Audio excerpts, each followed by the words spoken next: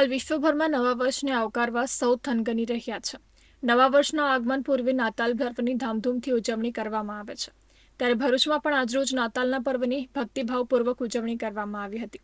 ભરૂચ જિલ્લામાં વસતા ખ્રિસ્તી ધર્મના લોકોએ નાતાલના પર્વ નિમિત્તે ચર્ચમાં યોજાયેલ વિશેષ પ્રાર્થના સભામાં ભાગ લીધો હતો અને ભગવાન ઈશુના ગુણગાન ગાયા હતા, તો એકમેકને નાતાલના પર્વની શુભકામના પાઠવી હતી। ભરૂચની એમએટી સ્કૂલ નજીક આવેલ ચર્ચ તો સેન્ટ ઝવેરિયસ સ્કૂલ ખાતે આવેલ ચર્ચમાં વિવિધ ધાર્મિક કાર્યક્રમો યોજાયા હતા, જેમાં ખ્રિસ્તી સમુદાયના લોકોએ જોડાઈ પ્રભુ ઈશુની પ્રાર્થના કરી હતી। અને આજે એ પ્રભુ ઈસુ ખ્રિસ્ત એ પાછા આવનાર છે અને પોતાના લોકોને લેવાને માટે, જગતના લોકોને લેવા, ઉદ્ધાર કરવાને માટે તેઓ એ આવનાર છે।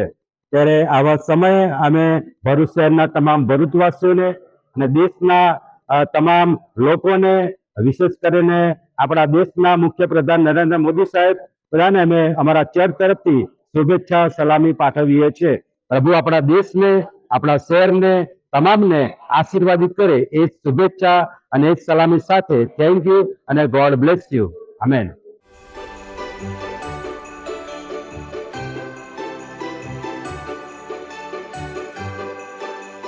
ભુવનેશ્વરમાં નાતાલના પર્વની ઉજવણી ઉત્સાહભેર કરવામાં આવી। પિરામણ નાકા નજીક આવેલ ચર્ચમાં નાતાલ નિમિત્તે વિવિધ ધાર્મિક કાર્યક્રમો યોજાયા હતા। આ પ્રસંગે વિશેષ પ્રાર્થના સભાનું આયોજન કરવામાં આવ્યું હતું। મોટી સંખ્યામાં ખ્રિસ્તી સમુદાયના લોકો જોડાયા હતા। પ્રાર્થના સભા દરમિયાન શાંતિ, પ્રેમ અને ભાઈચારાનો સંદેશ આપવામાં આવ્યો હતો।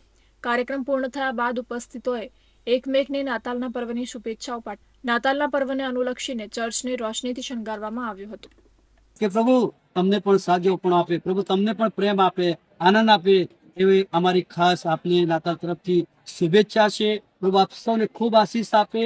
પ્રભુ તમને નવા જીવનમાં, નવા વર્ષમાં પણ તમને નવા આશીર્વાદો સાથે, નવી દિશા સાથે, નવી સમજણ સાથે લઈ જાય, સુખ સમૃદ્ધિ આપે, સાજાપણું આપે, લાંબુ આયુષ્ય આપે, નવું જીવન આપે, એવી અમારી ખાસ પ્રાર્થના અને શુભેચ્છા આપ સૌને માટે શહેરના અંકલેશ્વર મંદિર તરફથી અમે તમને પાઠવીએ છીએ। પ્રભુ તમને આશીષ આપો, પ્રભુ તમારું રક્ષણ કરો। God bless you, thank you so much.